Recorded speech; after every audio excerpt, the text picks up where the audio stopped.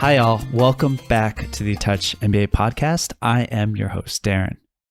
This week, I brought on Professor Wan Wongsunwai, who is the Associate Dean of MBA Programs and the Director of MBA Programs at the Chinese University of Hong Kong Business School. Now, I have a special relationship with this university. I actually studied abroad there when I was a junior in college, so I have very fond memories of the university in Hong Kong. But I really enjoyed this conversation because Professor Wan really puts the program in context. And I really appreciate his sort of clarity with what the program is about, what type of applicants they're looking for, and what they're ultimately trying to accomplish with the CUHK MBA program and how they're trying to help applicants like yourself who are interested in the program. So I think those of you interested in getting an MBA in Asia, getting an MBA in Hong Kong will find this conversation very valuable for your research. And yeah, I hope you enjoy the episode. Remember that at CUHK MBA, we offer free school selection help. That's the dent we're trying to make in the MBA universe. So if you're not sure which schools might fit you best, where you're competitive at, please feel free to come to CUHKMBA.com, upload your profile and your goals, and we'd be happy to help you out there. So you can find all of that, again, for free at CUHKMBA.com. And now let's get straight to my conversation with Professor Wan. Here we go.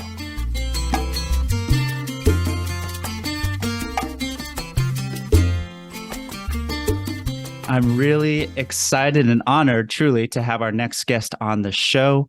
He is the Associate Dean of MBA Programs and the Director of MBA Programs at the Chinese University of Hong Kong, or CUHK Business School, where he has been for, I believe, over 7 years.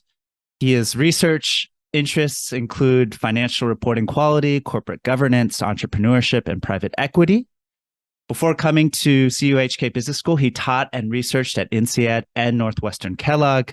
He has an illustrious educational background. He earned his undergraduate degree in mathematics at Imperial College and later received his Doctor of Business Administration degree from Harvard Business School. And prior to obtaining his doctoral degree, he worked at KPMG in London, PricewaterhouseCoopers in Hong Kong, and also as an equity analyst with ABN AMRO Bank in Hong Kong, covering software and IT. So he has a very interesting combination of academic and professional experiences, as well as administrative experiences now at CUHK to share with you guys. So I'm really excited to have him on the show. Professor Wan Wongsunwai, welcome to the CUHK MBA podcast. Well, thank you, Darren. It's a pleasure to be here. Yes. So I'm going to call him Professor Wan over the course of the show. So Professor Wan, could you please let our listeners know about your main responsibilities now at CUHK Business School before we jump into the program? Yes, of course. As you already summarized, there are three main areas in terms of my duties here. So I am the Associate Dean and Program Director for our Masters of Business Administration. That involves, as you can imagine, a lot of administrative duties. That's one aspect of my work. But the other two are equally important to me, and these are the research and teaching aspects. In fact, I do also teach in our own MBA program. Which course? Yes, I teach one of the core courses. It's called Corporate Financial Reporting. I'm actually meeting my students this afternoon, just so you know. So there are three main parts of a typical faculty member's duties profile: research, teaching, and service. So that's basically, high level what I'm doing here. Wow. Well, thank you again for your time this morning. Let's just get right into it. And the first question I ask each business school I bring on the show is, well, what makes the CUHK MBA unique from the other top business schools in Hong Kong and in the world? Yeah, that's a great question. I've asked myself this same question many times as well. And to be honest, when you start looking at all the top programs around the world, there are definitely a lot of similarities. right? I think the part I can talk about the uniqueness, first of all, is in terms of the regional aspect. So this is not going to be necessarily unique to CUHK. but it's unique to MBA programs in this part of the world. And that's this, it's the knowledge. It's the knowledge about local business. We talk a lot about how business has become more and more globalized nowadays. But at the same time, we recognize the importance of regional, politics, business practices. There are all sorts of things that we constantly hear about. Geopolitics is not far from business. We have to be aware of what's happening, right? So in Hong Kong, I would say one of the big advantages is we are right next to mainland China. Hong Kong is one of the big cities in China. It's fairly unique in the context of China to start with, because of the history and the linguistic inheritance from the colonial days. So this places Hong Kong in a quite unique position to act as this, we call it a cliche sometimes, but it's really true, bridging East and West. And from a student or prospective student perspective, the key advantage is if you want to learn about China business, you want to know about how to do business with China or how to do business in China or anything to do relating to China. But going into China directly is a bit daunting. Hong Kong is a great middle ground, right? Because it is part of China, but at the same time, there's a lot of Western influence, which makes the transition a lot easier for an international applicant. So that's one unique part, I would say, in terms of the Hong Kong sort of, location. Now, as far as CUHK itself, within, the multiple, high caliber educational establishments that are present in Hong Kong, one of the key unique features, I would say, is our experience. Just so your listeners are aware, we are celebrating this year the 60th anniversary of the founding of CUHK as a university, but also the start of CUHK Business School as a business school. So we have an equally long history. Now, 60 years to some people sounds old, to some people it does not sound old, right? But in the context of MBA programs in Hong Kong, I can say CUHK MBA is the oldest. It was the very first MBA to be offered, not just in Hong Kong, but in this part of the world, generally speaking, in the region. So that gives us a unique advantage in terms of the people we have had the opportunity to work with over the past several decades. So nowadays, you look around the region at all the prominent business people. If they have an MBA, chances are their MBA will be from CUHK. Right? It's just a feature of history. I mean, I can't claim credit for it, but it's a unique feature that we have. Yes. Yeah. I mean, actually, I think that's a great question, or not a great question, but an interest I have that maybe you can also explain to our audience. You talk about this unique regional knowledge, and I know you guys talk about the Greater Bay Area or the Pearl River Delta. And I'm wondering if you can kind of explain to listeners who might not be familiar with the region, what exactly that entails and how intertwined the business school is with this region. Sure. Let me take a step back and remind your listeners of the way we phrase our vision as a business school here in CUHK. Our vision is very simply stated. It is to develop global business leaders for the Asian century, right? So the unique part about our part of the world is we focus on developing global business leaders for the Asian century. It's different from trying to develop global business leaders, full stop, right? We want to develop global business leaders for the Asian century. Now, when thinking about what this means, this Asian century, it is somewhat related to what you asked about the Greater Bay Area, all these recent developments in the region. But if we take a step back and think back in history, China has always been a market that interests businesses.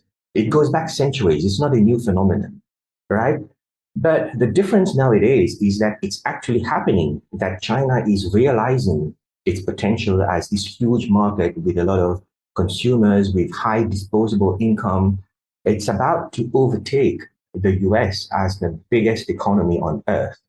Now, the US has been the dominant economy for decades. It's been a long time, which is why, this idea of the Asian century is one that reflects this change in the world order. So, thinking about how we in Hong Kong experience it and what it might mean to someone who's interested in coming and doing an MBA with us. It's first of all realizing the world is changing. I mean, we hear about it on the news all the time, all the geopolitical issues involving US and China on the one hand, and occasionally you throw in India, Taiwan, many other parties, many other countries who are part of this. Uh, so we realize, the skills that business schools have been imparting to our students over the last several decades, we need to adapt as well. We need to adapt as well because the world is changing and we want to prepare our students to become global business leaders for tomorrow, not necessarily for today, right? So Hong Kong is very well placed because it is a key, a key player in this whole global development that's taking place. In particular, when it comes to China's plans, China as a country, as an economy, Hong Kong plays a key role. So what some people may not be aware of is this concept of the Greater Bay Area. It's a concept that came about a few years ago now. It's been around for quite some time. And it's this idea that, we have many Bay Areas around the world that have grown into economic powerhouses. San Francisco Bay Area is a famous one. You also have Tokyo Bay. You have multiple Bay Areas around the world. And the Greater Bay Area where Hong Kong is around us is another such manifestation of the confluence of many key factors in promoting economic development that scholars have studied in other Bay Areas around the world. So now there are a few key differences. The Greater Bay Area, of which Hong Kong is part, is massive. It's much bigger than many of the other very well-established Bay Areas around the world. It's part also of a planned approach, which is quite different, I think, from what we've seen in Western regions, generally speaking, where it's more of an evolution over time. But what I have come to realize is that in this part of the world, in China, there's a lot of planning going on. So this Greater Bay Area is part of a long-term plan. And there are several, things that are being worked towards, and many of them we are already achieving. So, for instance, one of the ideas is within the Greater Bay Area, people mobility will be easy. So, in theory, from any point of the Greater Bay Area to another point in the GBA, maximum it will take is 2 hours of travel. That's what the plan calls for. I think we're already pretty much there as far as Hong Kong is concerned. We have high-speed rail links. COVID put a brief stop to it, but since the high-speed rail lines reopened, the traffic has been, has gone back to a lot of, previous levels. So what we are talking about in terms of the Asian century and how a concept like Great Bay Area plays a role in that, we are not just talking about a dream anymore. It may have been a dream decades ago, but I think we are now in the middle of living it, becoming a reality. And that's the exciting part about being in this part of the world. We can just see things happen around us and be part of it and feel that, we are living this part of history, which one day we look back, we will feel an immense sense of pride and satisfaction. So I hope this kind of, covers a little bit about, what you wanted me to explain about this idea of the Greater Bay Area. No, it's super helpful, and I actually studied abroad as an undergraduate at CUHK I'm going to age myself now, but in 2001, and that was only a few years after the handover, right, from Hong Kong back to China. And I remember going to Shenzhen, and it was emerging. Let's put it that way. It was, and now it's just an incredible city right across the border from Hong Kong now. And so it's been amazing to see over the past 2 decades. But if we could talk about academically, where do you think CUHK Business School really stands out? Yeah, great question. So CUHK is one of the major comprehensive research universities in Hong Kong. Right? There are a number of very high level prestigious universities in Hong Kong. which is quite astounding when you think about it, given the size of the territory. If one city, you have a large number of universities. As far as the academic credentials of CUHK are concerned, I don't think it's difficult for me to make the claim that we are right there, right? You look at several past years of globally recognized rankings, CUHK as a comprehensive research university is consistently in the top 50. Now, top 50, the other day I was talking to some of our students and I was trying to establish what does it mean to be in the top 50? Because, if you have 50 universities in the world and you're in the top 50, that doesn't say much, right? Because by definition, you would have to be in the top 50. So I asked the question, like, how many universities are there globally? And it's very hard to come up with a precise number because no one keeps track of these things. But the best guess I could get was it's in the tens of thousands. We are talking about probably between 15 and 20,000 globally. So being in the top 50 is not a small deal. It's a big deal. And CUHK has been there all along. Not to mention, other tangible signals of that, the presence of Nobel laureates, among our faculty, recipients of the Turing Award, of, the Fields Medal in mathematics, you name it, whatever the academic accolades are, chances are we have them. Somebody on our faculty has them, right? So I will stop here. Yeah. Do you think that the business school in particular is known for example, its finance department or its marketing or operations, or, is it pretty even around all the disciplines? Yeah, I would say it's pretty even, but not because each discipline is average. It's pretty even because all disciplines are great. Yeah. I mean, again, that's the difference, right? So I actually, just for the record, to complete my profile, I teach a course called Corporate Financial Reporting, which is one of the requirements in our MBA program. The title disguises it a little bit, but it's actually an accounting course. It introduces our students to the fundamentals of the accounting system and how information gets reported among entities. Among our faculty here in the School of Accountancy, which is part of the business school, we have faculty members who have been recognized for their research contributions in many different ways. For example, some US-based association who give out notable contributions awards for making advancements in the literature. The very first Hong Kong recipient of this kind of award was us in CUHK. And this is just one example that I'm familiar with because I happen to be in the School of Accountancy. But I'm pretty sure I ask around my other colleagues in other departments, they can tell us similar stories. Yes. Yes. So I would say, we are, the business school is one of 8 faculties in the Chinese University of Hong Kong. And yes, we are, just as good as our fellow faculties, if I may say it that way. No, thank you for sharing that. Like those details help. Yeah, absolutely. So, I mean, something that you've brought up a few times, and I just have to bring it up as well because I hear from applicants, are the geopolitical issues that are happening, and so much has happened with Hong Kong and China in the past few years, and I'm wondering, like, do you believe that has affected, if at all, the MBA experience, or what MBA students should expect, right, when they're coming to such a good school like CUHK? So there are many ways in which I think it has affected the running of a program like ours.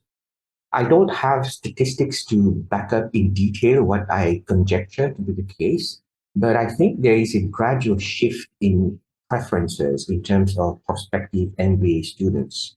So if I think back a few decades ago, the US, I would say, with a fair degree of certainty, would be, the first choice of most prospects, and for good reasons. I think nowadays it's not necessarily a given that the US will be the top choice of MBA prospects. I think nowadays people are more aware of the different geopolitical considerations, but also the fact that the world is actually changing. And schools like ours, we are positioned in the best possible way, I think, to address this emergence of this idea of the Asian century. And as I said, it's not a dream because we all can sense it, we can feel it. You mentioned it yourself.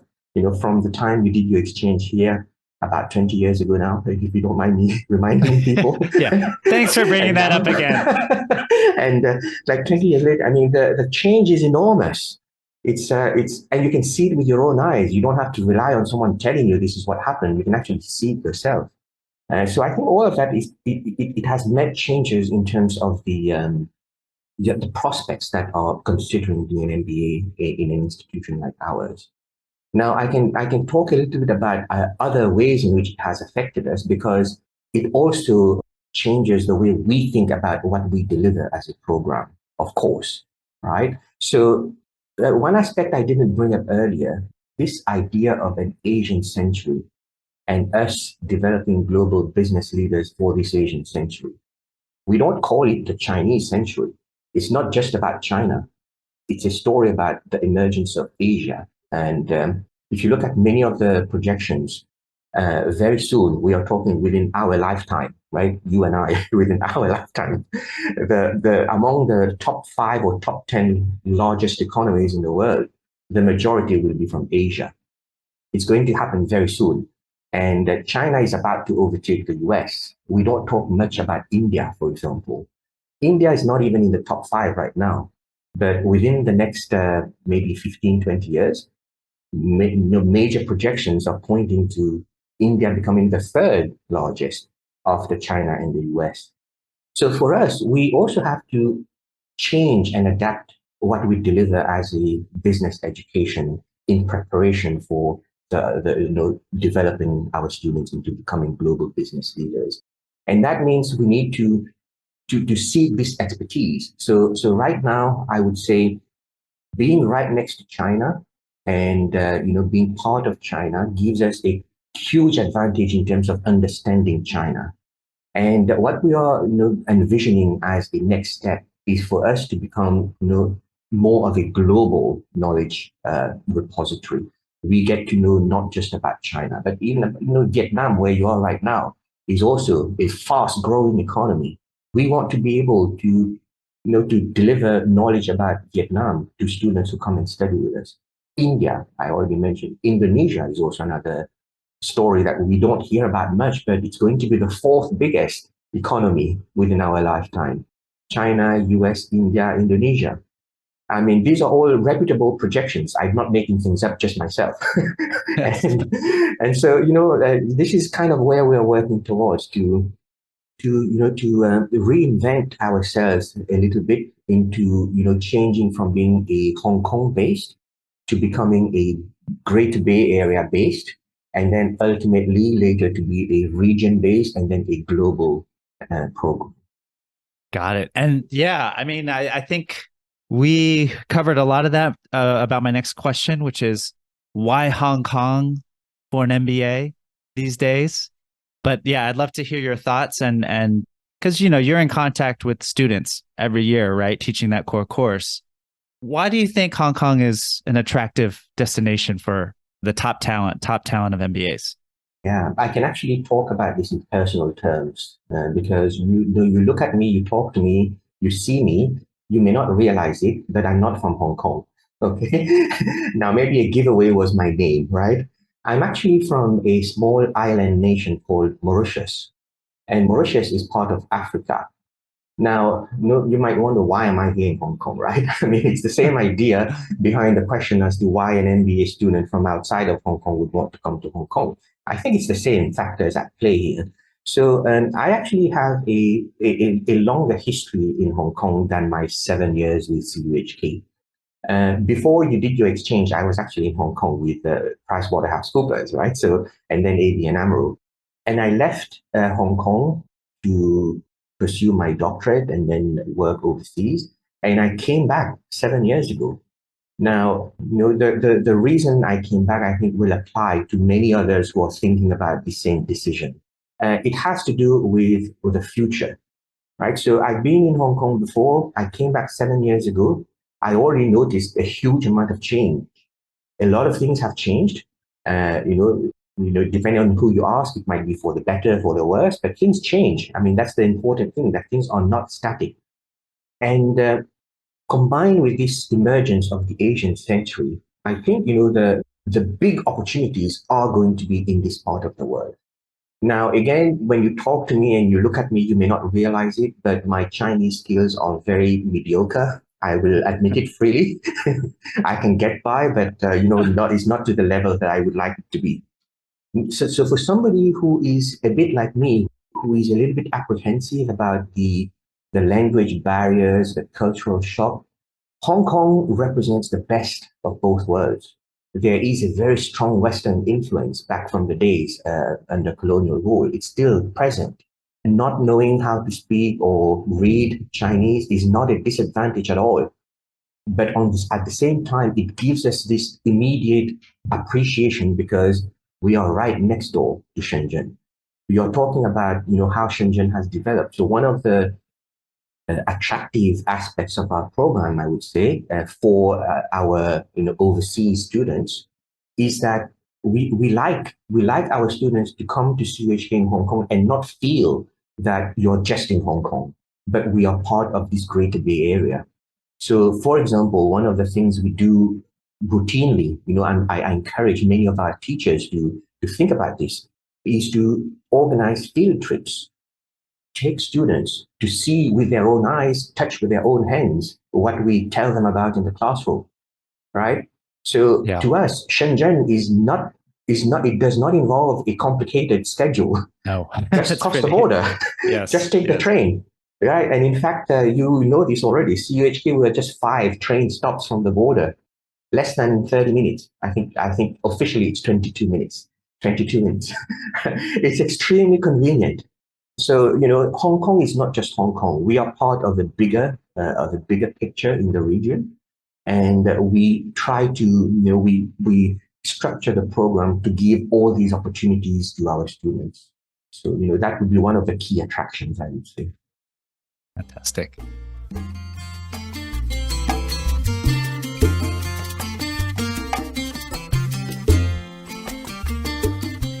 Let's move on to talking about your admissions process. And so are there any certain values or traits you're looking for from applicants that are applying to your program?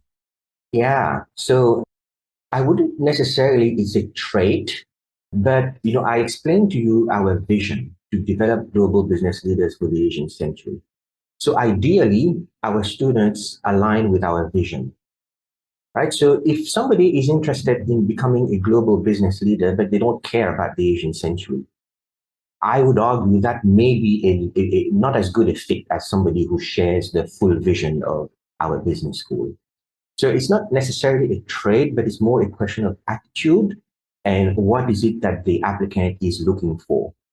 And importantly, if they are looking for something, can we deliver it? Because if they are looking for something and we cannot deliver it, well, I don't think there's much point us talking much further, right? We have to recognize that part. So we understand our limitations as well. We are very strong in a lot of areas, but we, just like anybody in the world, we can't know everything. We can't be everything to everyone, right? So the key thing, I think, in terms of admissions is applicants who come and talk to us, we need to get a sense that we have a shared vision, that we have the same goals we are working towards. And then the secondary parts become, the background, the skills, the traits, these kinds of things. But the starting point is we need to have this shared vision. Otherwise, it doesn't make sense for us to be talking about partnering. Yes. Yeah. I mean, and so you alluded to this earlier, but for someone, say from Vietnam or from Germany, or even from the US, who has the interest, right? Who has a matching vision, but might not have the background to match that.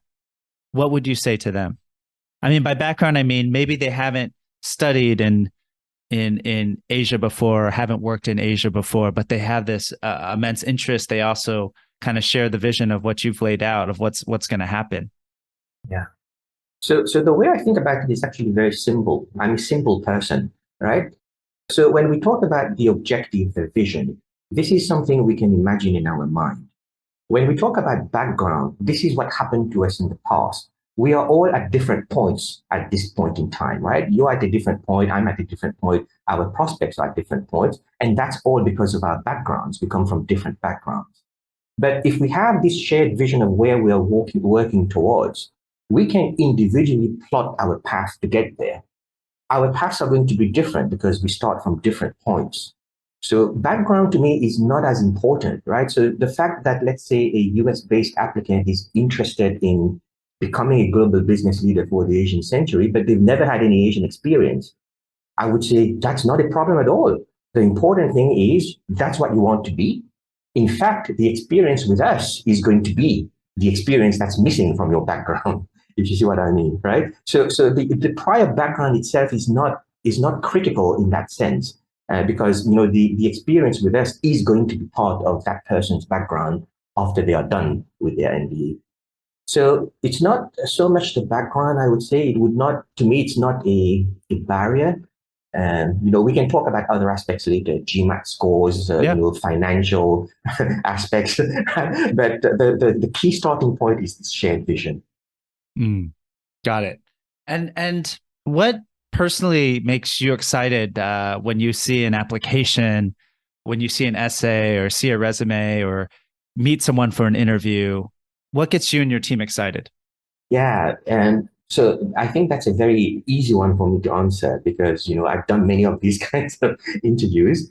And I would say the ones that excite me the most are when applicants are willing to be authentic and describe them in their own ways. What I find not informative at all is when a prospect, for example, does a ton of research on our program and many other programs, and then writes an essay or provides answers during the interview that sound like I'm saying something that I think you would like me to say, right?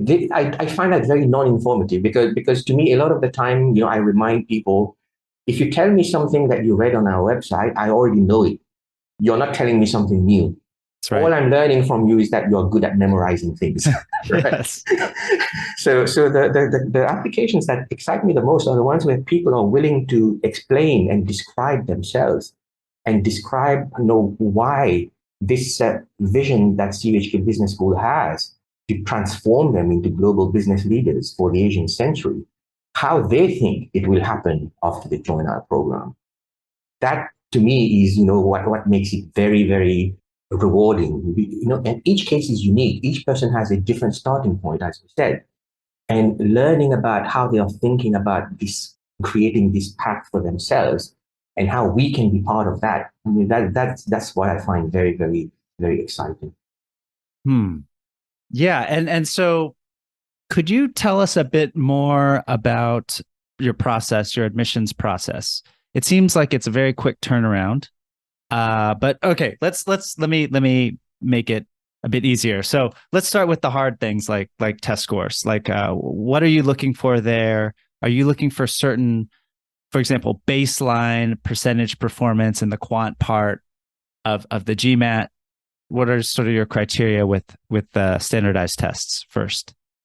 So with regards to standardized tests and many other sort of quantifiable aspects of somebody's background, my general answer to your question will be, we want to be flexible. We don't want these quantitative thresholds to determine whether a prospect deserves or we deserve to educate this prospect. It's all about having this shared vision, being able to plot the path between where we stand today and that vision, and whether CUHK MBA can play a role in it. Now, if a person is very good at establishing their plan, and then in the process of discussing it, we realize, oh, you're asking for things that we cannot provide because we do not have that kind of resource, then it's not a good fit, right? It doesn't matter if you have 800 GMAT. Right? It doesn't matter if you're extremely rich and you can afford the tuition fee. All of these don't matter if we cannot have this alignment of objectives.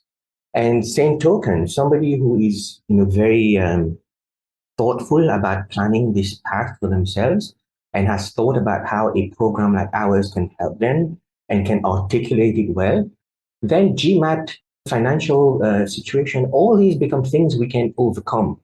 So we don't see these as being barriers. They are more like, they're like more like gatekeeping things, right? It's like to provide a minimum amount to prevent us being deluged with Right. with too many applications. But other than that, I would say we try to be flexible.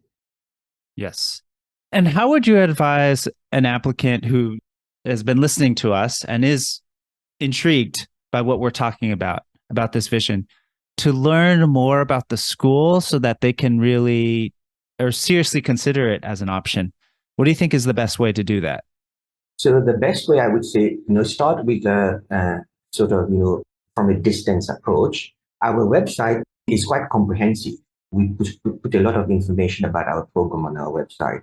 This is the first starting point, but it's not going to be complete. There will always be things that are updated, things that, you cannot quite get, and I will also admit it also, sometimes there are inconsistencies in different parts of the website. It happens for all of us, right?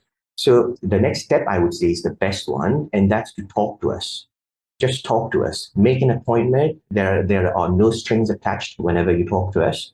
It's more a matter of like we are doing now. We are having a conversation. We try to understand each other. And at the end of it, if our paths align, if our objectives align, great. We figure out the next step. If we have a conversation, we realize, oh, we are talking different things. We part amicably. There's no hard feeling either way, right? So I would say I would encourage anyone who is intrigued and interested in what we've been talking about, get in touch with us. We are on standby all the time. We will find it a spot to slot you in to be able to have a proper conversation with you. Great. And yeah, I'll be sure to link to your site so listeners can do that immediately. Professor Wan, do you have any other application tips, given your experience now, that could help applicants to your MBA program? Yeah, let me try and think. So we didn't touch on the timeline, right? So for us, we actually have 5 rounds of application in the coming year. The first round is end of October. So we still have a month and a half before the first application round. Now, we work on a rolling basis for our admissions, which means that, I guess it's a good tip for people who are interested. It means that after each round, we are going to assess all the applications received during that round. And all the applications that meet our requirements in terms of having these shared visions, being able to plot the path properly, understanding what role the CUHK MBA program can play, subject to space being available, we will offer admission to those students, which means there's an advantage in being a little bit early in that sense. It's not necessarily a guarantee that if you're early, you're going to get in. But if you're late, there may be a chance the spots are all filled. And then you will have to wait for next year, for example, right? So that's one tip I will give to prospective applicants. Yeah. And I would just love to also hear your thoughts on interviews, Yeah. on those interviews. Like, do you guys do behavioral interviews? What are those MBA interviews like, admissions interviews? Yeah. For us, the process is actually very straightforward. You mentioned our process is relatively short. So, after having gathered all the information necessary to decide whether or not to apply, right? That's the first step. Decide on whether or not the prospective applicant is interested in applying. I would say, get in touch with our admissions team. It's not the formal interview stage yet. This is informal conversation to fill in the gaps in understanding about what the program can and cannot do. The interview itself, if an applicant reaches that stage, the interview involves a panel of 2 people. So we in CUHK we ask our own teaching faculty members to take part in these interviews for several reasons. So for one, it gives the applicant a sense of who they will be taught by, right? It's not just administrators, but also teaching faculty who take part in the interviews. And the key point is, I think, be prepared, but don't be over prepared, if that makes sense, right? So be prepared in the sense of knowing what you want out of the MBA program and knowing where you want to go after you do an MBA. But don't be prepared in the sense, over prepared in the sense of spending, on prep resources, getting someone to help you revise your essay 10 times. I mean, these are nice, but it doesn't really, I don't think in the end it affects the ultimate outcome. The key thing is be yourselves. When you're in the interview, for the formal interview, your job is to explain to the panel your vision of how this program can help you. Where are you today? Where do you want to be? And how can our program help you get there? If you can articulate this well and take consideration of your own particular circumstances and illustrate, I think that's a very convincing argument for someone who is a good fit with our program. So don't worry too much about things like GMAT scores or grades in your previous degrees. These are important, yes, but they are not the main ones. Yes. Really appreciate you kind of taking a step back and sharing the overall philosophy you and your team takes when evaluating the applications. I think it'll be very helpful to listeners. Maybe we can also have a similar discussion about scholarships and how you view scholarships, what applicants can do to improve their chances if they are able to get in, of course. Yeah. So it's related to another topic, which is the living cost, right? Because Hong Kong, we know, is not a cheap city to live in. So tuition fees for an MBA program are no exception. They are high. We understand that.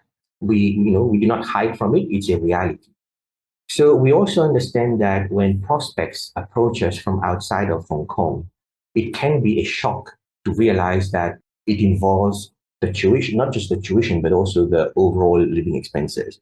So directly to your question, in terms of my attitude to scholarships, I view scholarships, in a good way. I think scholarships, there are many types of scholarships that we are lucky to have available here in CUHK MBA.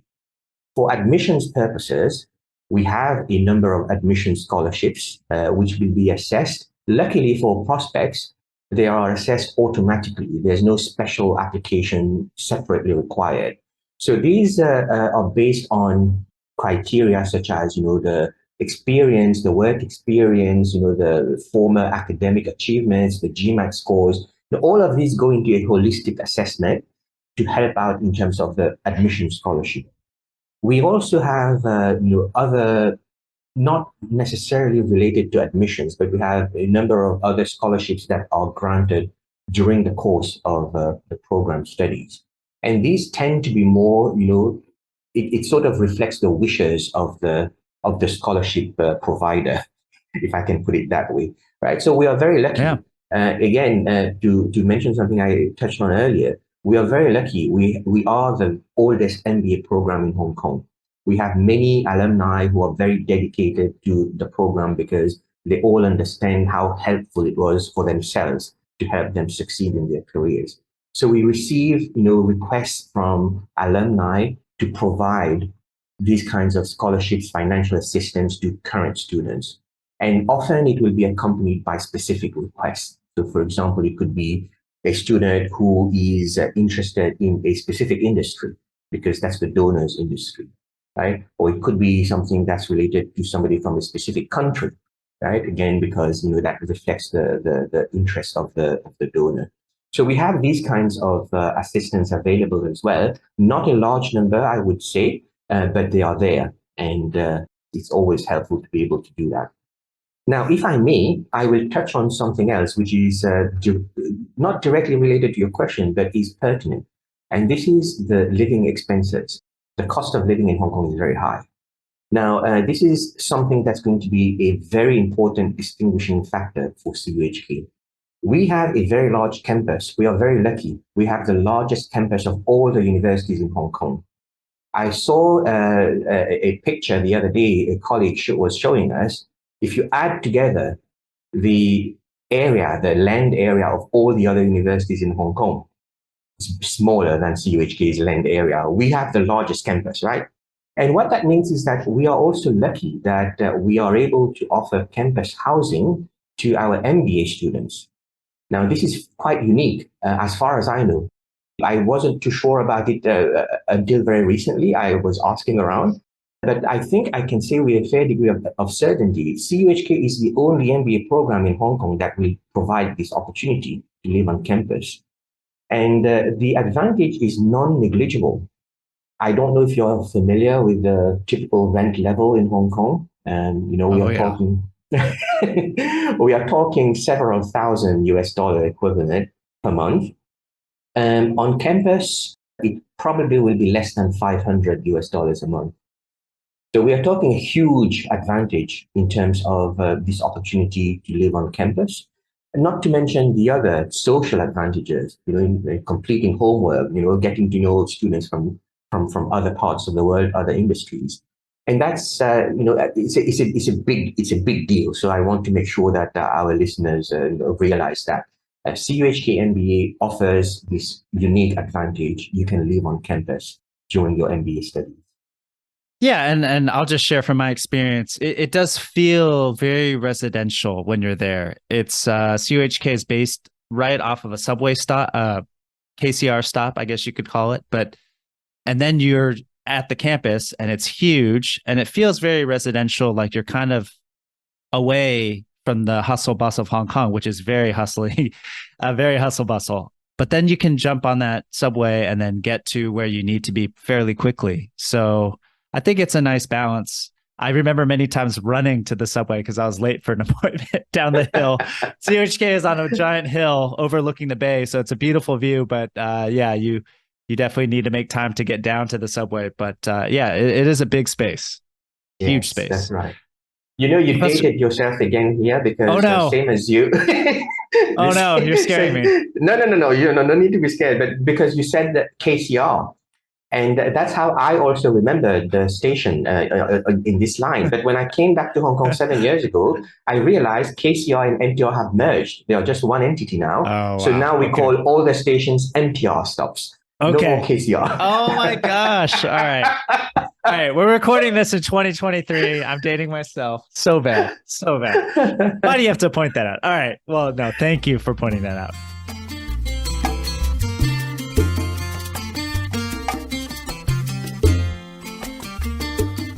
We only have a few more minutes left with you, Professor Wan. So I want to talk about careers. Of course, anyone who's going to go to CUHK MBA is going to be very concerned about that first post-MBA job and their subsequent career. So I noticed two things. Your elite mentorship program and your alumni career advisor scheme look very interesting to me. I'm wondering if maybe you could talk more about those, as well as any other unique benefits you feel like the business school can really help its students with in terms of their career searches. Yeah, sure. So we haven't really touched on it much, but I want to emphasize it. An MBA program like the one we offer here at CUHK, we designed it quite carefully. We've talked a bit about the academic component of it, where we have multiple courses in different disciplines, and I teach one of them, etc. But an equally important part of it is the accompanying, the sort of non-academic component of it. Non-academic in the sense that students don't earn credit for doing them, but it's an essential part of the experience. So we inspire ourselves from this idea of leaping into becoming a leader, transforming from a manager, leaping into a leadership position. So we have created this accompanying program called the LEAP program. And it actually, a nice play on words. It stands for Leadership Advancement, or Leadership Excellence rather, and Advancement Program, LEAP. And the two schemes you mentioned, the Elite Mentorship Program, the Academic Advisor Scheme, are part of this LEAP series to help our students leap into leadership positions. Right, so it's all part of this vision we have to develop global business leaders for the Asian century. So in addition to career-related advice and guidance, the LEAP series also helps with the development of additional non-academic skills. Okay, so for example, we are doing this conversation right now. I mean, I don't know how you feel about it, but to me, communication is a very important skill that no one ever taught me at school. And I just had to learn it, over the years and try my best to communicate, what I want to communicate at this point. So we want our students to also develop these kinds of skills while they are with us. Now, we may not get them 100% to where they want to be, but at least we want to have a role in helping them accomplish that. So in terms of career and contact points, the elite mentorship and the the alumni career advisory scheme both involve our alumni. Okay, so this is a way we try to capitalize on the extensive alumni network we have by virtue of being the oldest MBA program here in the region. And they run in slightly different ways. The elite mentors, we position it as a sort of skills and life mentorship kind of arrangement. Very senior alumni, some of them, retired or, about to retire, they feel fulfillment in being able to impart, their wisdom to the younger generation of students. The career guidance or career advisory scheme, on the other hand, involves younger alumni, our graduates from more recent years who are still very active in the corporate world. And here we provide their expertise to our current students more directly related to job search and developing career interest, understanding what an industry is about. And again, it's not just in Hong Kong because even if we have been a primarily Hong Kong-based program, we actually have a very diversified global alumni base. From the last statistics I saw, I think our alumni are in more than 40 countries around the world. So, in terms of developing career interest and looking for job prospects, it's not just in Hong Kong, but it's potentially in any of these 40 different countries. Yeah. And I mean, would you mind sharing the top industries your MBA graduates are moving into and whether that is changing as Hong Kong and China change? Yeah. So it would not be a surprise to know the biggest industry has been finance. Hong Kong, after all, has been an international financial center for many decades now. And that has been the historical trend. Now, things have changed a little bit, I have to say. So when I look at recent classes of our MBA students, many of them are actually already accomplished business people in their own rights, in the sense of they set up their own business or they are helping manage a family business. Now, these are across a broad spectrum of areas of different industries. It's not all finance related. Now, finance is still a large, I would say probably between 1/3 to half of what our graduates end up being interested in or wanting to pursue a career in. But there is also a large fraction that are interested in entrepreneurship and even innovation-related pursuits. Entrepreneurship in the broader sense of the word, for example, incorporating running a family business. So yes, it has. I think it has changed, and I think we are going to continue to see this kind of shift going into the future. Mm. And what should a CUHK MBA's expectations be in terms of boosting their career with your program? Because it is a shorter program, right? 12 months. It's accelerated. So what do they need to know if they come to the program with this shared vision, as we've mentioned, their own version of it? What should their expectations be? Yeah. So I can answer this in three different scenarios in terms of, a typical student, what they are looking for. If, for example, we are thinking about finance as an industry, there are potentially two main categories of students who are thinking of going into the finance industry.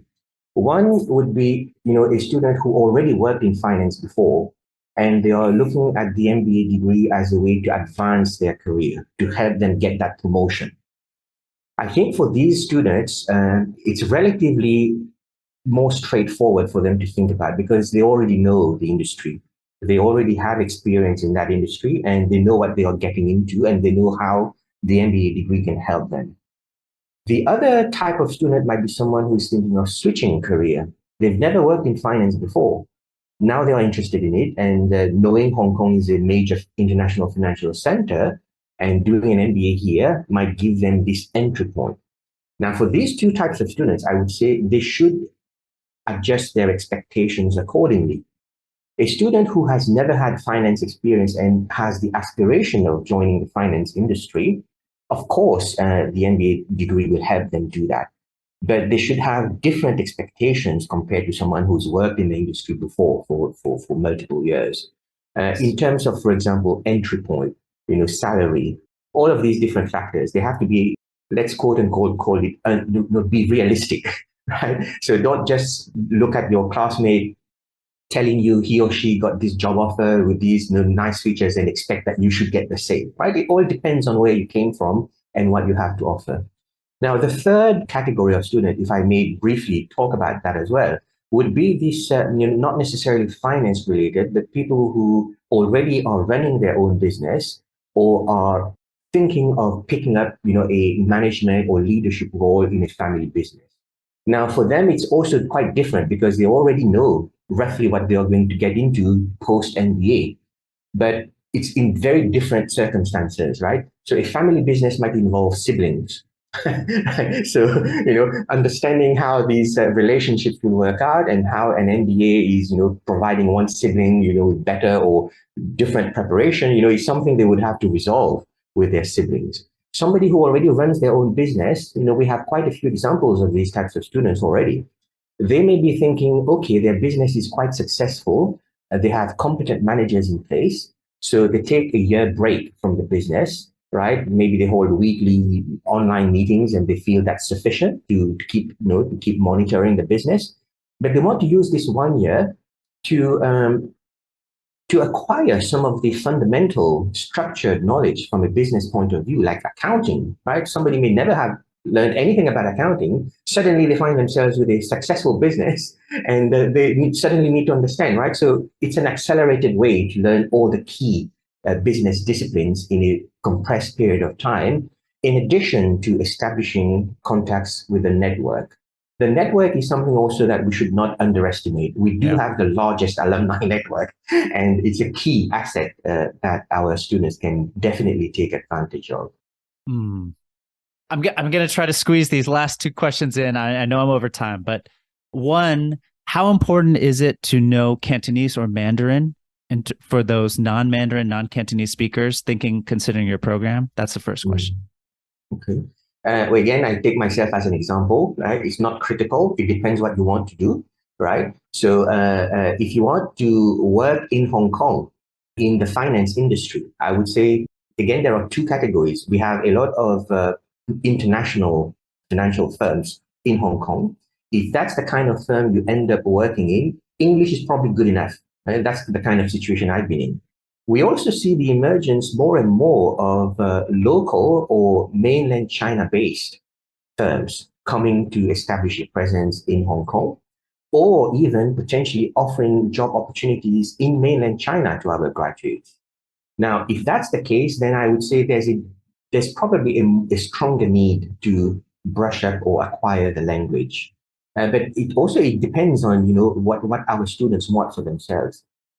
So as far as language skills, for your first question, that's what I would say. It's not a one answer fits everyone kind of situation. It depends what you want to do later on. Professor Wan, this has been really fun. I've really enjoyed this chat. And my last question is there anything else about the CUHK MBA program that you just wish more candidates knew about?